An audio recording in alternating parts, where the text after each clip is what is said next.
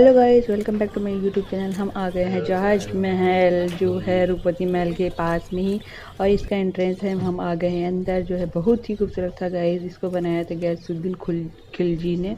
यहाँ वो अपने 15,000 रानियों के साथ रहता था। सेकंड थर्ड नीचे राजा के घोड़े बनते थे, ऊपर सैनिक लोग रहा करते थे। जब 1952 में यहाँ पे पंडित जवाहरलाल नेहरू और शेख अब्दुल्ला जी घूमने के लिए आए तो ऊपर वाले भाग को तब से गेस्ट रूम में कन्वर्ट किया। जब बड़े बड़े आईपीएस अधिकारी आज भी रुकते हैं।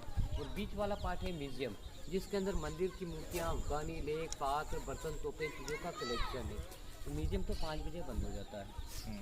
चले हम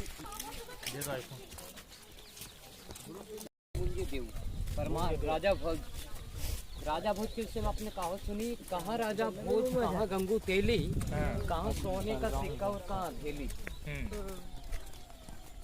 एमपी के राजा भोज, भोपाल वाले कपूर तालाब। अंदर चलिए।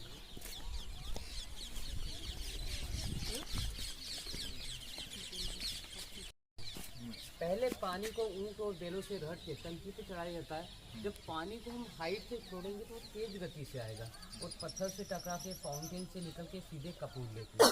तो ये विदाउट मोटर से चलने वाले फाउंटेन है, फव्वारे। राजस्थान में देखने को मिलेगा, दूसरा मांडू के अंदर। तो बिल्डिंग के चारों तरफ पानी, बिल्डिंग के अंदर पानी, और पानी के अंदर कोई बिल्डिंग होता है पूल ठंडा होता है। वो खासकर गर्मी के दिन में रहने के लिए यूज़ किया जाता है, जहाँ नेचुरल एसी का अनुभव हो। तो वो पानी के अंदर होने के कारण वाटर पैलेस, और ये 2 लेक के बीच में होने के कारण सी पैलेस, जल महल एंड जहाज महल।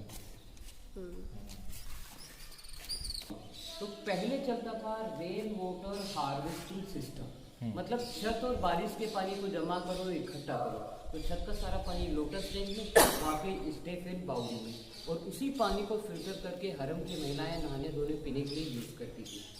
अब यहाँ पर गयासुद्दीन खिलजी को 15,000 लेडीज में से 2 प्रकार की लेडीज ही पसंद नहीं थी, और ज़्यादा ब्यूटीफुल बनाने के लिए 2 प्रकार के उपाय।